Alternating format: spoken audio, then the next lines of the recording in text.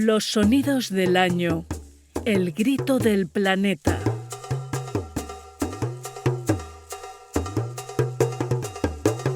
Con Lucía Riera.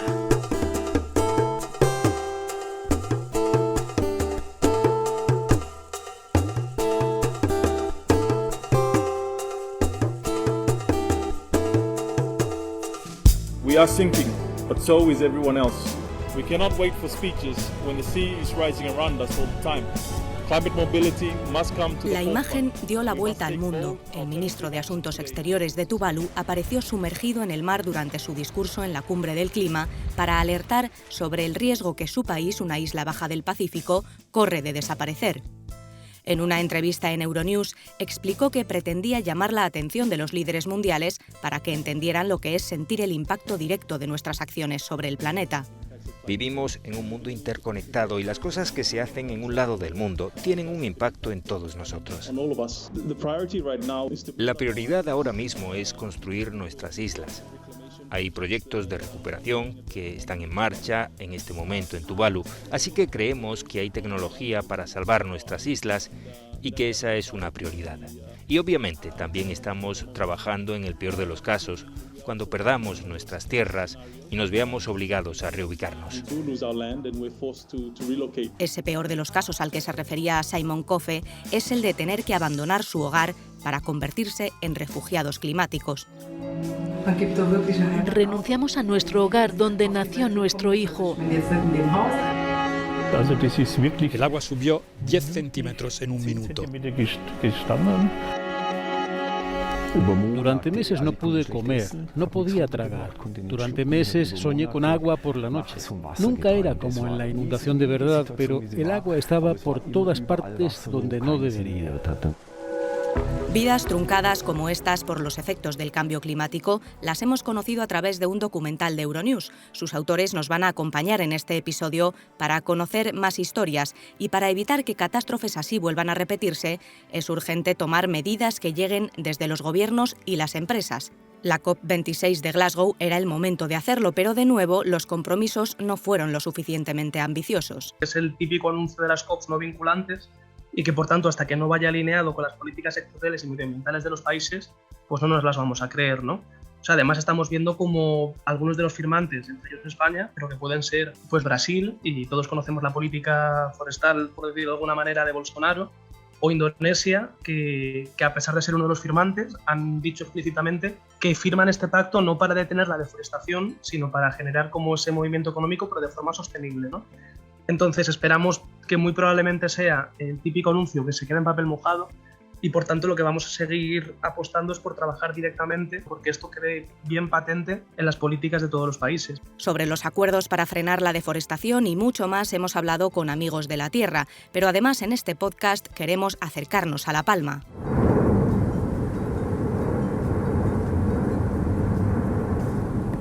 La erupción del volcán Cumbre Vieja ha sido uno de los mayores desafíos medioambientales a los que ha tenido que enfrentarse España este año. La lava, que sigue discurriendo en varias coladas, ha cambiado el ecosistema marino, pero además el volcán de La Palma ha liberado a la atmósfera en 2 meses tanta cantidad de dióxido de azufre como el que emitió la actividad humana de toda la Unión Europea durante todo el año 2019. Aunque sin duda lo que más ha afectado a los isleños son los daños materiales causados a cientos de viviendas y hectáreas de cultivos que les han hecho perder su hogar y su medio de vida. Es duro, hay que vivir. Estamos salvando lo que se pueda, hacemos lo que se pueda. Hace 40 años que vivimos aquí, hecha con nuestras manos, la casita.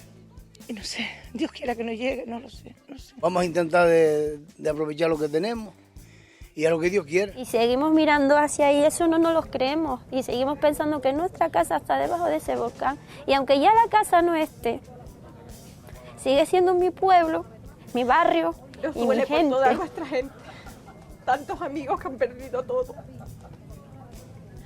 Que han salido igual que nosotros con lo puesto y poco más. El hombre no tiene idea de aflojar, ¿eh? Sigue dando caña y caña y caña y no afloja.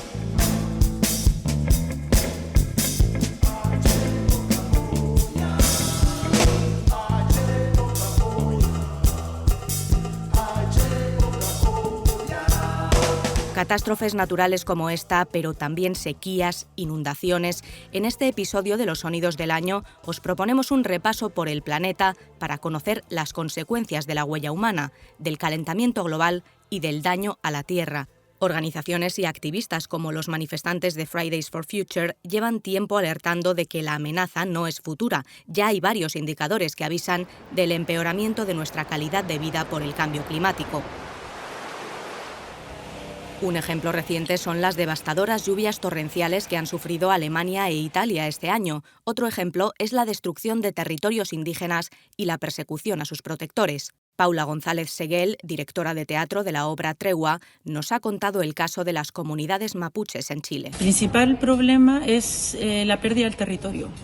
Parte de las prácticas del gobierno fue quitar, sobre todo en la dictadura militar, fue arrancar los territorios, hacer firmar a muchas personas mapuche, personas que no sabían leer ni escribir, y le hicieron firmar documentos donde ellos cedían sus territorios a muy bajos precios, y lamentablemente hubo una reducción territorial hacia las comunidades mapuche.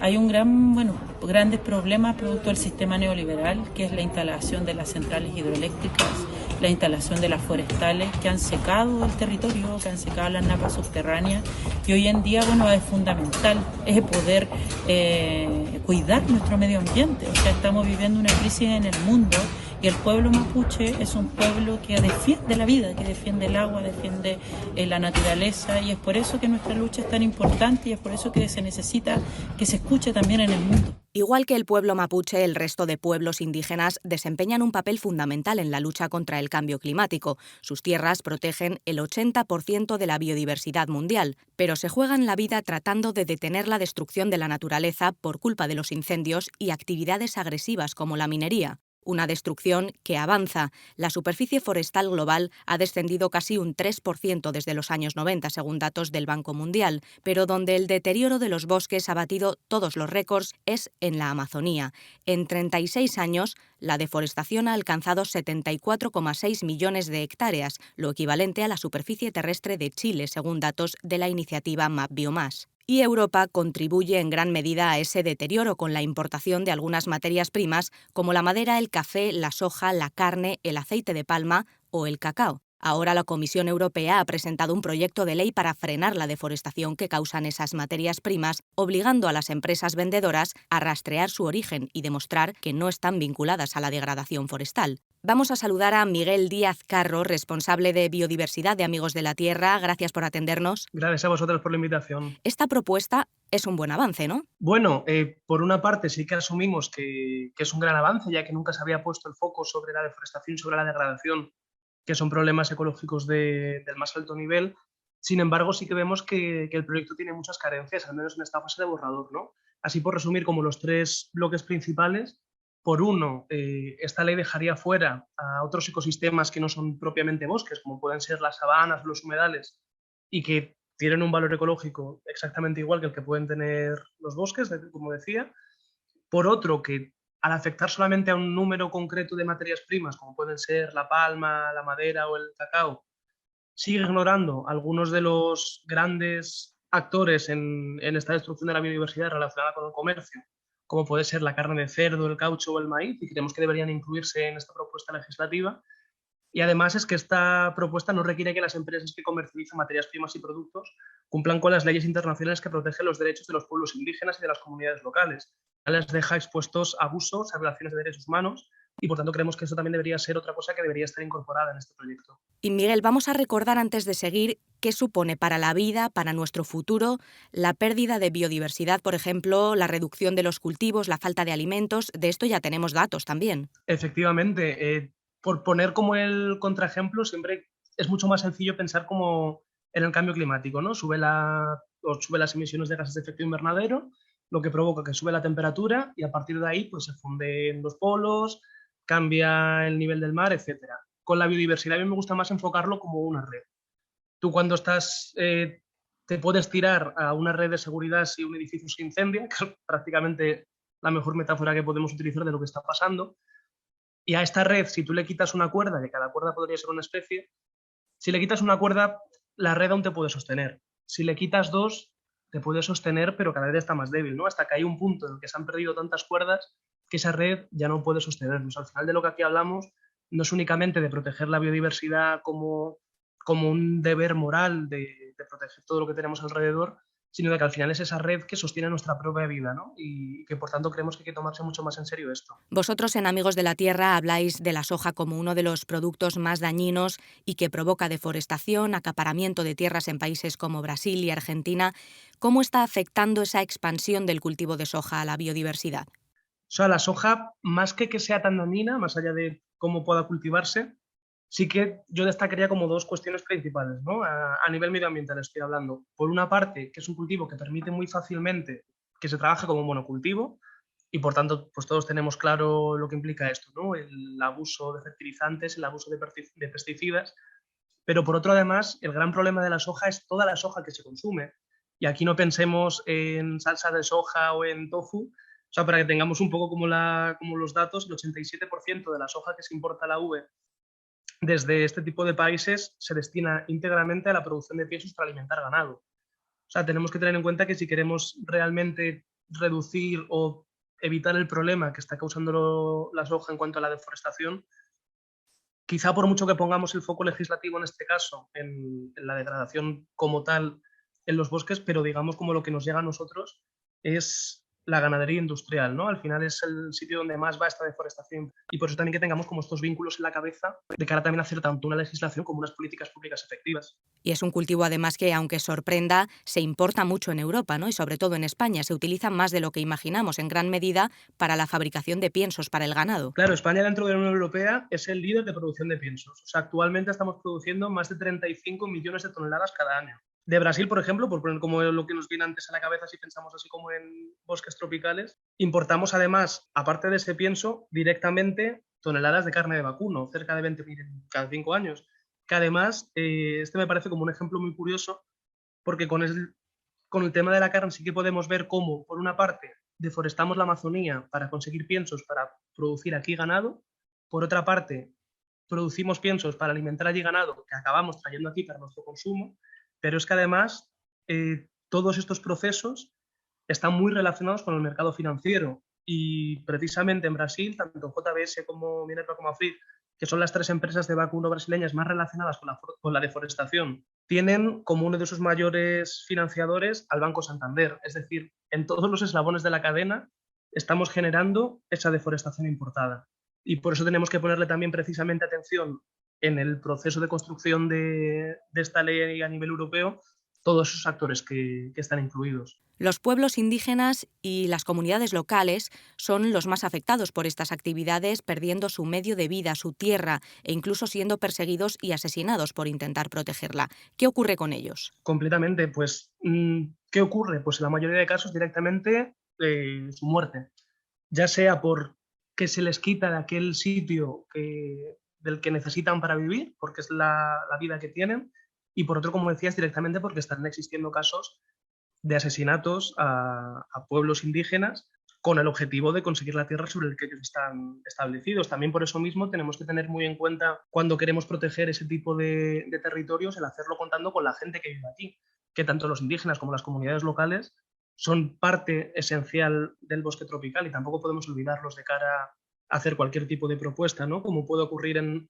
muchas propuestas, digamos, como más bien intencionadas, como pueden ser algunas soluciones basadas en la naturaleza o los esquemas red, que bajo la premisa del conservar la biodiversidad o conservar los bosques tropicales para evitar el cambio climático, lo que está generando son vulneraciones de derechos humanos, acaparamiento de tierra e invasión de los territorios indígenas. También, Miguel, quería comentar contigo algunas de las conclusiones de la COP26, la cumbre del clima que se celebró en Glasgow. Uno de los primeros acuerdos que se firmaron fue precisamente la Declaración sobre Bosques y el uso del suelo, con un compromiso para detener y revertir la pérdida de bosques y la degradación de la tierra para 2030.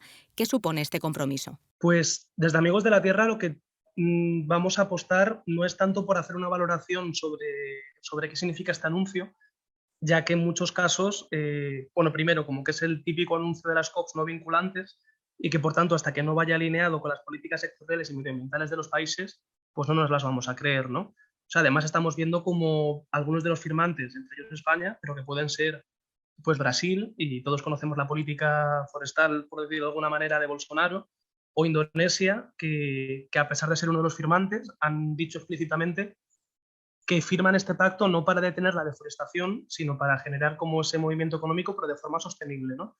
Entonces esperamos que muy probablemente sea el típico anuncio que se queda en papel mojado y por tanto lo que vamos a seguir apostando es por trabajar directamente en no alegrarnos porque se hagan compromisos y declaraciones, sino porque esto quede bien patente en las políticas de todos los países. Pero además, también por señalarlo, como que nos da miedo, y es uno de los puntos en los que más queremos trabajar, que esto profundice en la mercantilización de la naturaleza. Es decir, que se le ponga valor a los ecosistemas sin que la conservación de estos ecosistemas pueda suponer únicamente el protegerlos porque es una cuestión de supervivencia, ¿no? Que siempre está asociado a esta cuestión económica y por tanto desprotege, igual que pasa en la ley, el proyecto de ley a nivel europeo, hábitats no forestales, y que igual que hacen este proyecto vulnera a las comunidades locales indígenas.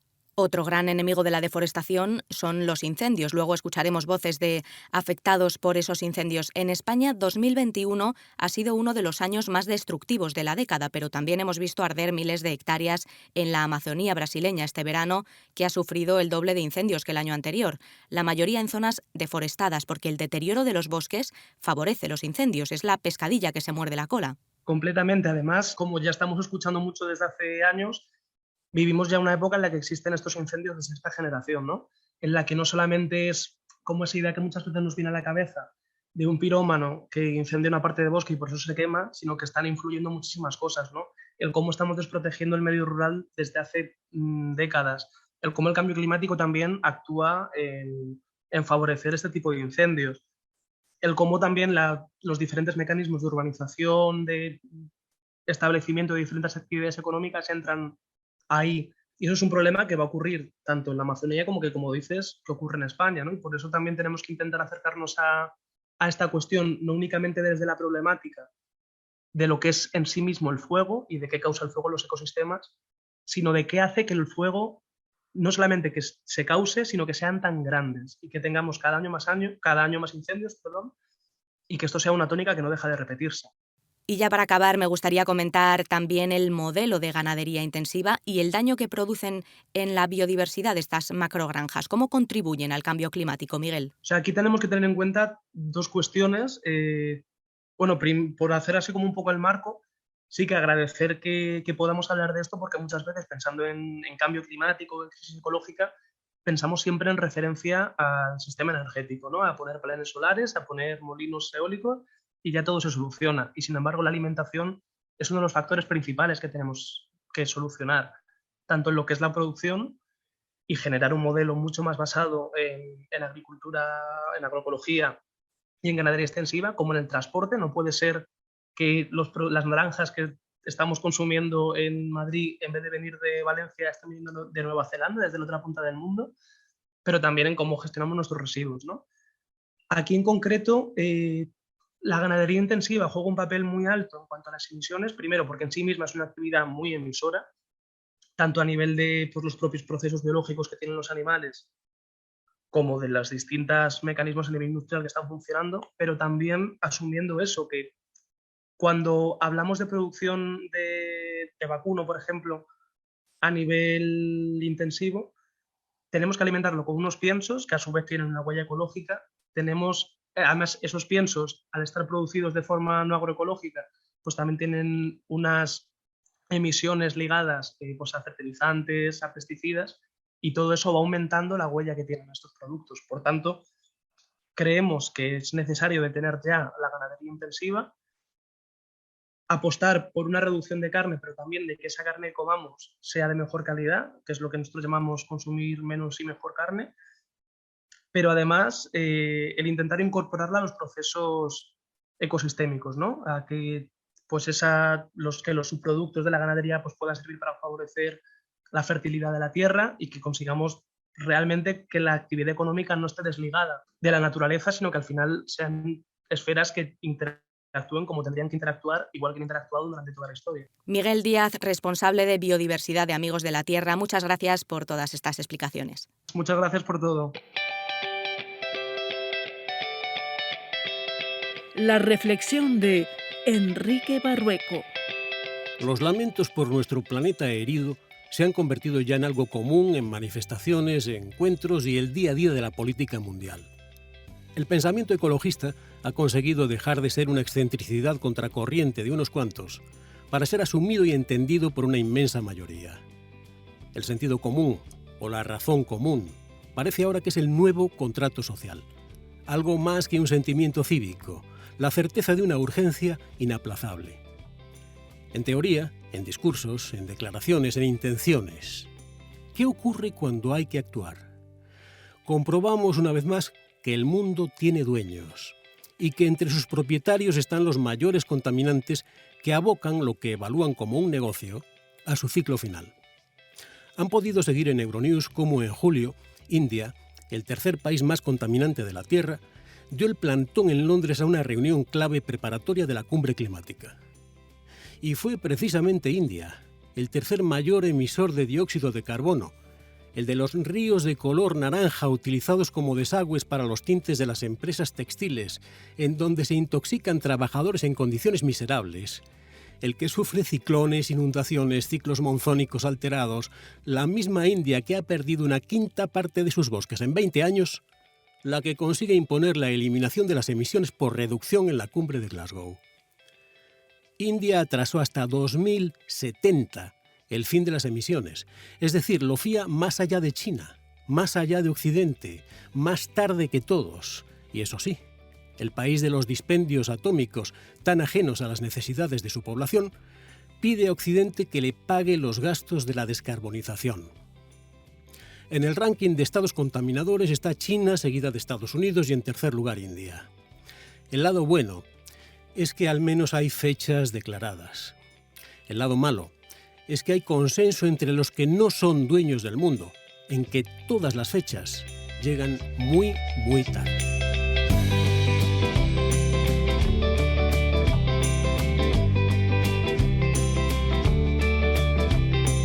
Euronews Podcast. Los sonidos del año.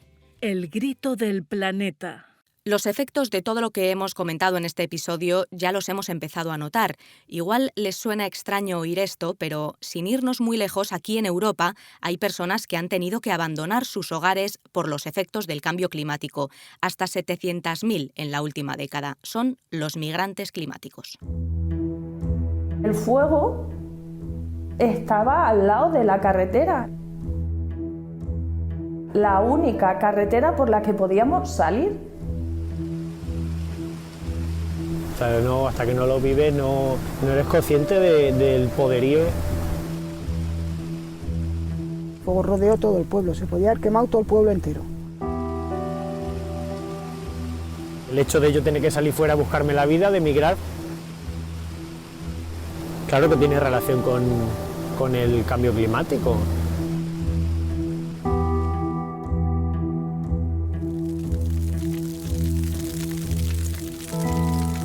Marta Rodríguez, Lilo Montalto, compañeros de Euronews, ¿qué tal estáis? Hola Lucía. Hola Lucía, ¿todo bien? ¿Y tú? Vosotros habéis conocido a muchos de esos desplazados por el clima, estas voces que escuchábamos hace un momento y que forman parte de un gran trabajo documental, la serie Climate Migrants, que se puede ver en los canales digitales de Euronews. Parece mentira, ¿no?, que hablemos ya de refugiados climáticos y en Europa. No hace falta irse a islas bajas del Pacífico. Esto ya está ocurriendo, no es una amenaza futura. No es solo que parezca mentira, el hecho es que cuando nosotros empezamos a investigar no encontramos nada sobre este argumento y nosotros fue entonces cuando nos planteamos esta hipótesis, cómo era posible que si había tantos evacuados de sus casas todos los años por fenómenos meteorológicos extremos, que todos ellos volvieran siempre a sus hogares, si esto era posible en Europa. Y es aquí cuando empezamos a replantearnos que puede que algunos se tuvieran que ir para siempre, tuvieran que dejar sus casas para siempre, y cuáles eran los motivos y por qué Europa siempre se veía como un recipiente de las migraciones climáticas y no como en una región, un continente en el que ya estuvieran ocurriendo, en el que ya existían estos migrantes climáticos. Es una realidad que no se había investigado hasta ahora y de la que hay poquísimas cifras, porque lo que nosotros encontramos es que los países lo que hacen es llevan un recuento de la gente que es evacuada, de la gente que abandona sus hogares cuando hay un fenómeno meteorológico extremo. Lo que no se cuenta son quiénes de ellos vuelven a sus casas, tienen la capacidad de volver a sus casas o quieren volver a sus casas, y cuáles de ellos no pueden volver y se ven obligados por un motivo u otro a cambiar de vivienda y a cambiar a veces de región, incluso de país. Y esto es lo que nosotros investigamos en 2019. Escuchábamos hace un momento a Álvaro, un cabrero español, y a otros vecinos de la Sierra de Gata que sufrieron un devastador incendio en 2015 como consecuencia del cambio climático. Él te contaba, Marta, que se ha quedado obsesionado ya con el fuego. Eso es. Él nos decía que cada vez que veía una nube negra en verano, pensaba que iba a ser otro incendio y que revivía el trauma de lo que ocurrió en Sierra de Gata en 2015. Y por eso él cuando nosotros lo entrevistamos, se estaba planteando volverse a ir de la región. Álvaro es un muy buen ejemplo de este tipo de migrante climático que existe ya en Europa, pero de los que no hay cifras. Y digo que es muy buen ejemplo porque lo que ocurrió con Álvaro es que, bueno, él, cuando hubo este incendio en 2015, es un incendio que a nosotros nos pareció muy interesante porque estaba relacionado con la ola de calor más larga jamás registrada en España. Es decir, una ola de calor dura normalmente 7 días y en este caso fueron 26 días. Entonces encontramos como una relación muy fuerte con el cambio climático. Bueno, pues este cabrero Álvaro, él cuando ocurrió el incendio llevaba solo unos pocos meses que había empezado su propio negocio, que tenía sus propias cabras. Entonces, ¿qué ocurrió? Que con el incendio murieron casi la mitad. Claro, no es un dato que se pueda contabilizar o que exista modo de contabilizarlo, porque él, unos meses más tarde, se dio cuenta de que no podía seguir con su negocio con la mitad de las cabras y entonces lo primero que hizo fue irse a otro pueblo en la misma comarca de Sierra de Gata. Pero como allí había poco trabajo, al final se tuvo que ir a Suiza para trabajar para otro pastor. Entonces, este tipo de migraciones no son obvias, no son directas, ¿no? Ocurren poco a poco y pueden estar muy relacionadas con el tema de perder pues, tu trabajo, como es el caso de Álvaro. Entonces, nosotros consideramos a Álvaro un migrante climático, pero como puedes ver, no se fue inmediatamente, se fue después de probar a encontrar trabajo en la misma comarca y luego se vio obligado ya a irse directamente a Suiza. Y unos años más tarde volvió. Y volvió con la misma idea, la idea de volver a tener sus propias cabras. Lo que pasa es que como le ocurrió en la vez anterior, él no tiene dinero para pagar un seguro. Entonces tiene miedo de que si hay otro incendio va a volver a perder las cabras y le va a volver a ocurrir la misma cosa. Como no tiene un seguro, no va a poder recuperar la inversión y nos contaba que esta vez iba a ser ya definitivo, es decir, no iba a poder volver a recuperarse. Y entonces, cuando nosotros le entrevistamos, nos decía que vivía con esta paranoia todos los veranos de que ocurriera el incendio y que fuera el incendio definitivo que le iba a dejar ya fuera de la región y que antes de que eso ocurriera estaba pensando irse. Entonces él estaba ya con la idea de volverse a Suiza. Luego no sabemos muy bien, la verdad que hace tiempo que no hablamos con él y ha llegado la pandemia entre medias, no sabemos si se acabó yendo a Suiza, pero esa era su idea, sí. Lilo, en la investigación que habéis realizado recogéis datos que indican que en los últimos años los eventos climáticos que causan desplazamientos en Europa se han duplicado. Sí, estas migraciones no son un fenómeno menor. Este es el hecho más importante que hemos aprendido aquí en la investigación. En 2018 se produjeron en Europa 39.000 desplazamientos por catástrofes naturales, sin contar las erupciones volcánicas, los terremotos. En 2020, 152.000. Entonces, en solo 3 años, la cifra casi se ha cuadruplicado.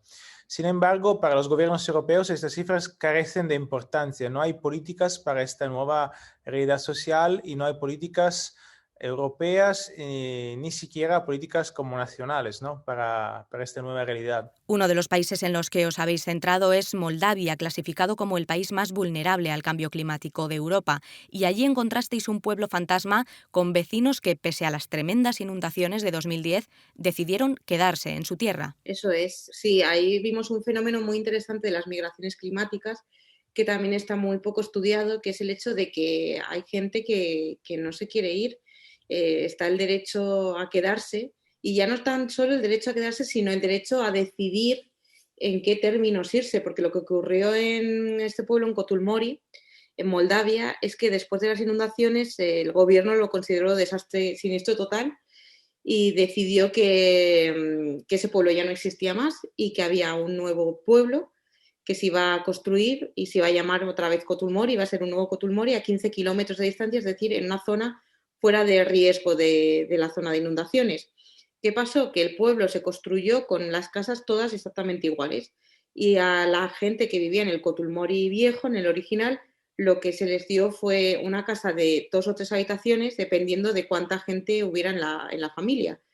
Entonces esto fue muy traumático para la gente del pueblo porque ellos, por una parte, no querían abandonar la casa, por ejemplo, en el caso de una de las personas que nos encontramos ahí, de ellos, no quería abandonar la casa en la que había nacido, en la que se había casado, donde sus padres le habían dejado su herencia, que para él eran los viñedos que estaban alrededor, y en la construcción del nuevo pueblo faltó como el derecho a decidir, es decir, no hubo una conversación con la gente del pueblo para ver cómo querían que esto se reconstruyera, para hacerles sentir que seguían siendo la comunidad que había destrozado la inundación.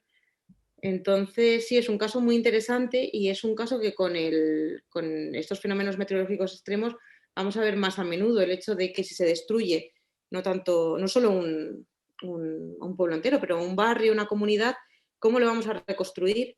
Y los expertos con los que hablamos dicen que esta reconstrucción tiene que involucrar a la comunidad y que ellos tienen que tener capacidad de decidir cómo quieren que se reconstruya, porque si no va a ser muy traumático el hecho de tener que abandonar sus hogares de toda la vida y irse a vivir a un sitio nuevo.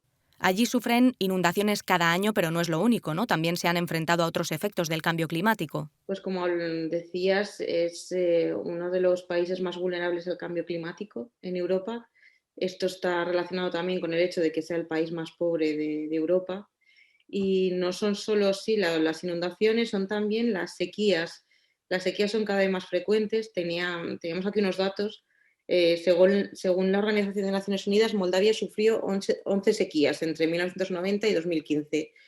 Y esto tuvieron un impacto muy significativo en las cosechas y esto es muy importante para Moldavia porque es que la mitad de la población vive en zonas rurales, es decir, que tienen actividades económicas que están relacionadas con la agricultura. Y, por ejemplo, un dato muy curioso sobre el hecho de lo graves que son las sequías y los incendios, la iglesia de Cotulmori, que era una iglesia histórica construida en madera, sobrevivió a las inundaciones y años más tarde sucumbió a las llamas. Y si preguntas a la gente de Cotulmori, cuando estuvimos allí hablando con ellos, habían vivido esta inundación catastrófica, habían perdido su casa, habían perdido el pueblo y sin embargo estaban más preocupados por la sequía y los incendios de verano. Estábamos siendo invadidos por el agua y teníamos que ponernos a salvo.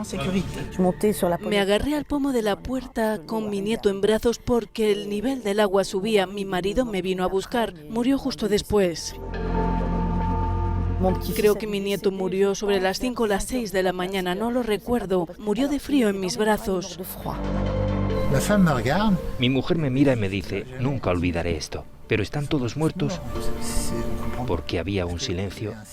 Cuando hay agua en todas partes, no hay ruidos. Son impresionantes estos testimonios que recogisteis en el pueblo francés La Faute-sur-Mer. Una noche de febrero de 2010, 29 de sus vecinos se ahogaron, muchos en su propia casa, en lo que se conoció como la Cuenca de la Muerte. Hubo cientos de desplazados. Marta, Lilo, cuando fuisteis allí, ¿qué os encontrasteis? Pues es cierto que la situación es bastante surrealista lo que ocurrió allí, sobre todo si te imaginas que este es un pueblo, La Faute-sur-Mer, que era una población bastante rica, con mucha población de jubilados que habían decidido retirarse allí a vivir en esta zona pues muy tranquila, enfrente del mar, y que pensaban pasar tranquilamente así el final de sus vidas y se encontraron viviendo pues el momento más traumático de su vida. Allí las historias que nos contaron, algunas habéis escuchado, son realmente traumáticas. Lo que nos encontramos es que, por ejemplo, esta Cuenca de la Muerte, este barrio, ahora mismo es un campo de golf, porque obviamente ya no se puede construir ahí. Y bueno, aunque la herida está cerrada, ¿no?, el trauma también todavía permanece. Una diferencia, por ejemplo, entre lo que encontramos en Moldavia y lo que encontramos en Francia es que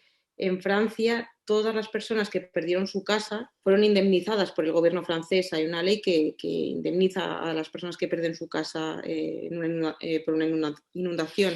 Entonces, bueno, sí que tienes la capacidad de decidir qué quieres hacer con este dinero. Puedes decir quedarte y reconstruir o puedes irte. Pero lo que no puedes indemnizar es el fuerte trauma con el que esta gente vive actualmente. Y muchos se fueron no porque no pudieran reconstruir sus hogares, sino porque no podían dormir por las noches pensando que algo así les podría volver a ocurrir.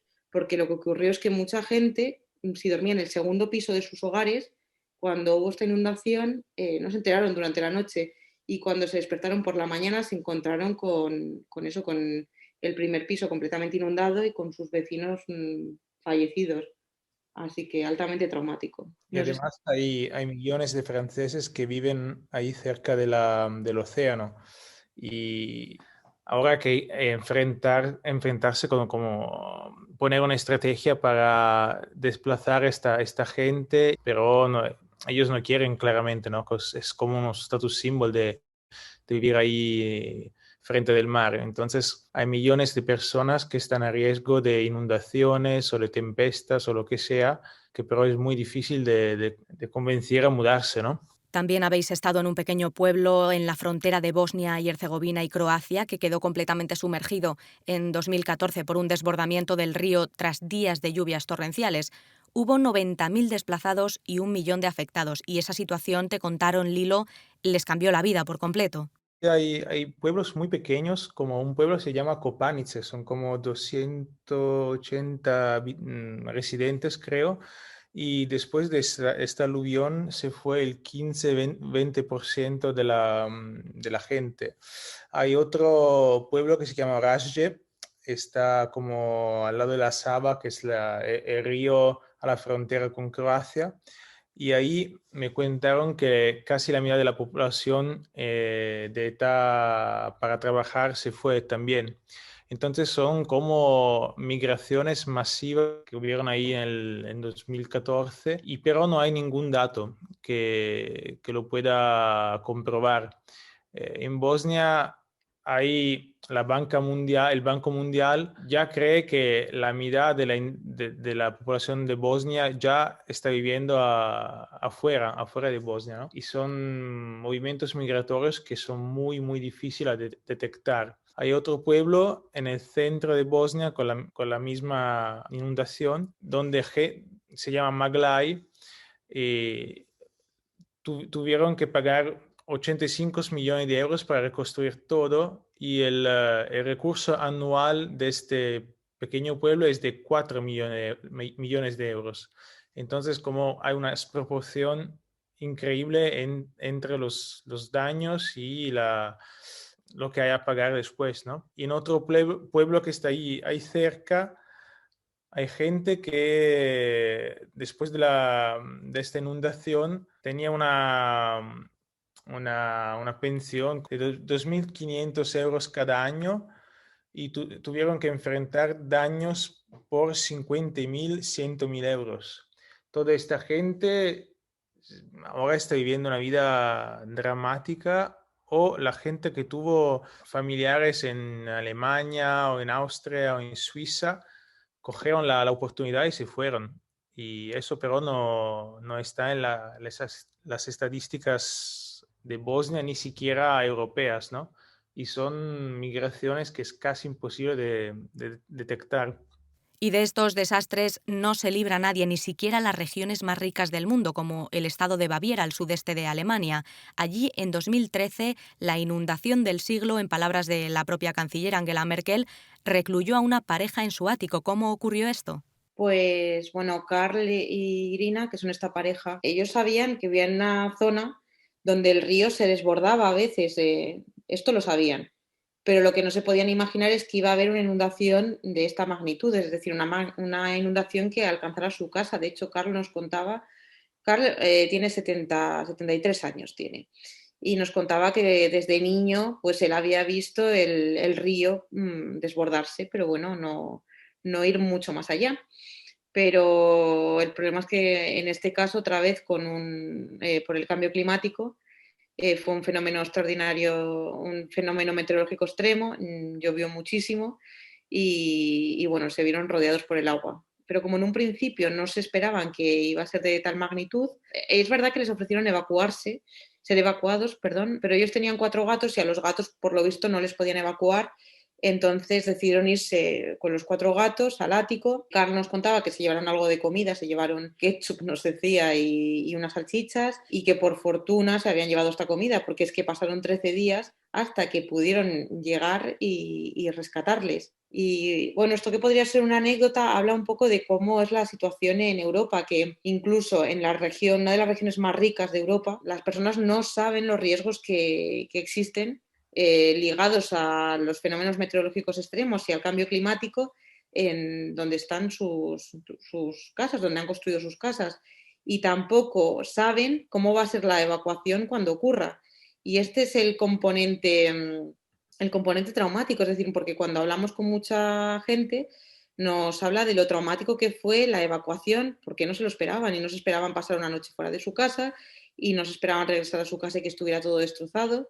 Entonces, nosotros, al menos fue una de las conclusiones de esta investigación, pensamos que es importante que las personas tengan información a la hora de decidir si van a vivir en un sitio, cuáles son los riesgos ligados al cambio climático. Y una vez que tengan esta información, si ocurre algún fenómeno meteorológico extremo, si hay un incendio, si hay una inundación, que estén preparados para la evacuación, porque esta preparación ahorraría el trauma, y el trauma es luego lo que perdura, es luego lo que no deja dormir a las personas por la noche y es lo que es más difícil de tratar. Para terminar, no sé si podéis quedaros con alguna historia concreta, pero decidme cuál es el testimonio que habéis recogido en este trabajo que más os ha impactado. Yo me recuerdo en Francia había un doctor, un médico de un hospital en 2007 compró un pedacito de tierra para construir y el permiso de construir llegó en 2 semanas, entonces muy rápido. Y la noche de esa tempestad, Xynthia, el doctor perdió su mamá, su mujer, 2 hijos, Ismael de 5 años y Camille de 13 años, y solo una hija se salvó. Y este doctor se fue y nunca volvió a la Faute-sur-Mer. Y él es un migrante interno, está todavía en Francia, está en París, pero no quiere saber nada de la Faute-sur-Mer, de esta historia, que no lo va a volver nunca más. Y esta es una migración interna, no aparece en ninguna estadística, pero existe, es muy traumática, ¿no? Yo creo que a mí la historia que más me impactó el testimonio fue el de este señor Ion Sandu de Moldavia, de Kotulmori, y cuando lo entrevisté tenía 86 años y bueno, cuando se inundó su pueblo, Kotulmori, había sido evacuado, me contó la historia de la evacuación con su mujer, me contó cómo lloró porque tuvo que dejar allí a sus animales sabiendo que iban a morir todos bajo el agua, y luego cuando supo que el pueblo ya no estaba inundado, cómo regresó a su casa y decidió que nunca más iba a ir de ahí y que se iba a quedar ahí para siempre porque se lo había prometido a su padre, que le había dejado la casa en herencia, que él siempre iba a estar ahí para cuidar unos viñedos que tenía en el jardín. Me llamó mucho la atención porque bueno, me enseñó su casa y bueno, yo le pregunté, pero Ion, ¿qué va a ocurrir si tu casa se inunda otra vez? No te van a venir a evacuar, porque es que ya no van a venir a evacuar a nadie, porque este pueblo oficialmente no existe.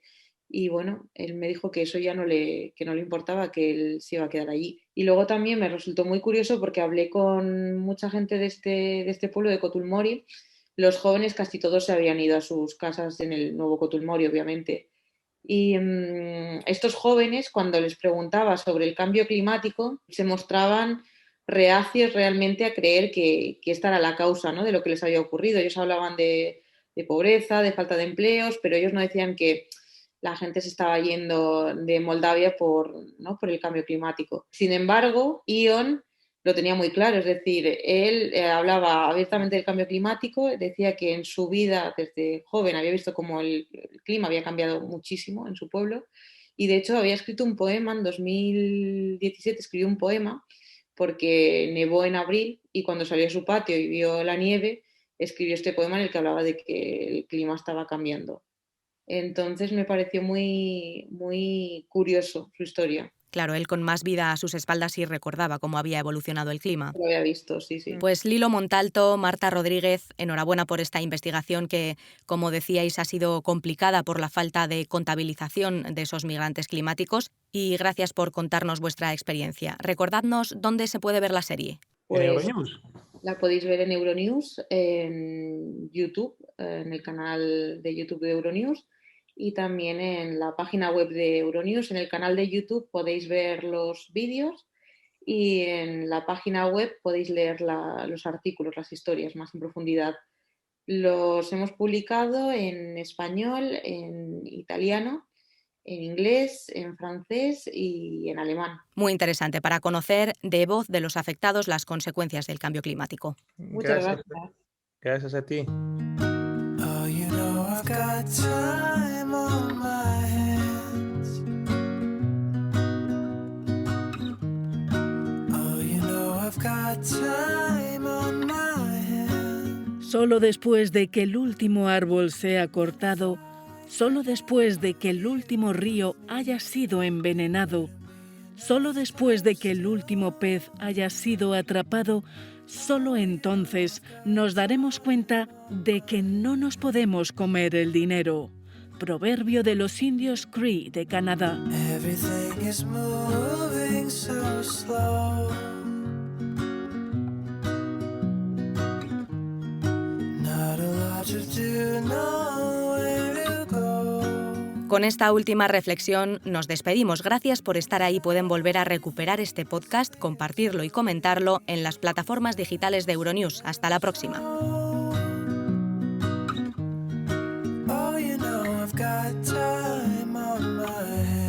Euronews Podcast. Los sonidos del año con Lucía Riera.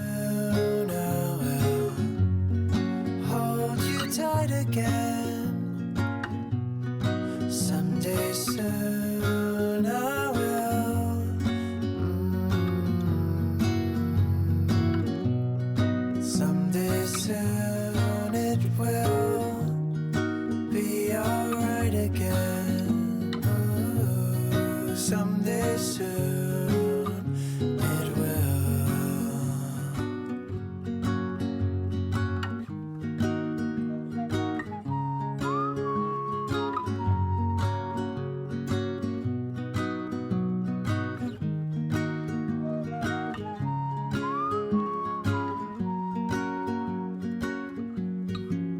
I'm just gazing out the window of a room on a planet rolling round a star.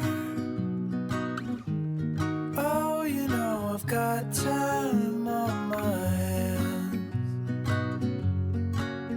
I'm just gazing out the window of a room on a planet going round a star.